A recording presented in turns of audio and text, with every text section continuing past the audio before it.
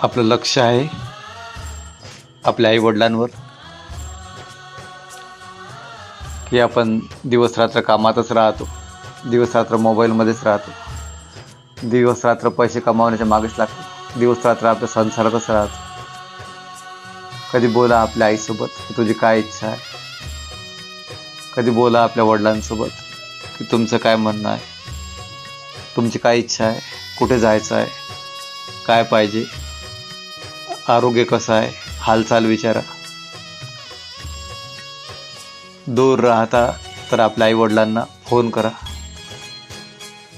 काही झालं तर बोला नका ठेवू. जवळ राहता, जवळ असूनही दूर असल्यासारखे झाले तर वेळ काढा, बसा आपल्या आईवडिलांजवळ, बोला त्यांच्यासोबत. कधी त्यांच्यासोबत एक दिवस काढा पूर्ण.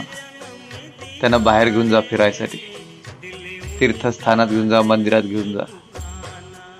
त्यांना कोणते औषध पाहिजे, त्यांना डोळ्याचा तर प्रॉब्लेम नाही, त्यांना चक्करचा तर प्रॉब्लेम नाही, त्यांना पोटाचा तर प्रॉब्लेम नाही, त्यांना पायाचा तर प्रॉब्लेम नाही. काळजी घ्या, ट्रीटमेंट द्या, सगळं काही मिळेल. पण आईवडील गेल्यानंतर आईवडील कधीच मिळते नाही. म्हणून त्यांचा आसरा तुम्हीच आहे, हे विसरू नका. त्यांनी जे तुमच्यासाठी केलं जन्मापासून आतापर्यंत ते विसरू नका. त्यांच्यामुळे तुम्ही आहे,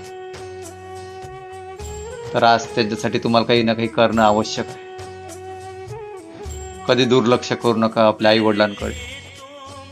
सगळ्यांना विसरा पण आईवडिलांना नका विसरू.